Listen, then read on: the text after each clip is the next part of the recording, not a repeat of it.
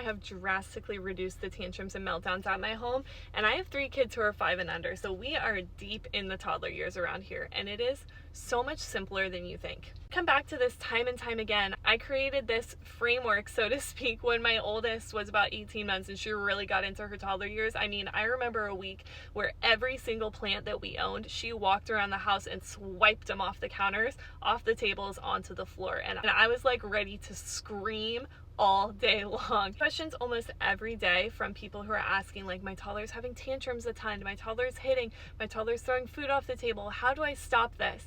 And here's the thing, if you have a little one who's having really big feelings, really big meltdowns, super sensitive, or who's doing these tricky behaviors, which are all really normal but can be super frustrating, there's a huge piece of the puzzle that you're probably missing that I teach and that I implement in my own home that makes a huge difference. You have to get to the core of their behavior and teach them an alternative or teach them new skills to prevent those tantrums and behaviors from happening. This is the prep piece of my framework that I teach, and I think it's something that so many parents miss. Instead of focusing so much on in the moment, setting boundaries and correcting behavior, get ahead of it by teaching them what you actually want them to do.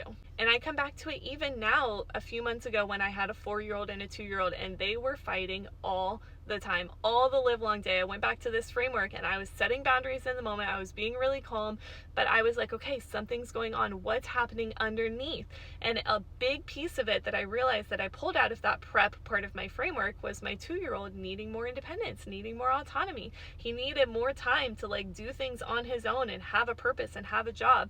That's one of the categories I teach in prep. But that's the reason why it's hard for me to answer, because it really is different. You can't just have a blanket answer like when your toddler's having tantrums, this is the way it's going to stop, because you have to be able to ask yourself, what's going on? What's triggering this? What does my child need to learn, or what are they trying to communicate, or what other behaviors can I give them as an alternative to whacking their brother with a hockey stick every day? But that is why I poured so much time and effort into my toddler tantrums guide and filled it like to the freaking brink with examples, with scripts, with scenarios, so that you could pop in there and be like, okay, this is what's going on in my house. This is how I can start to handle it and cut the tantrums in half this week.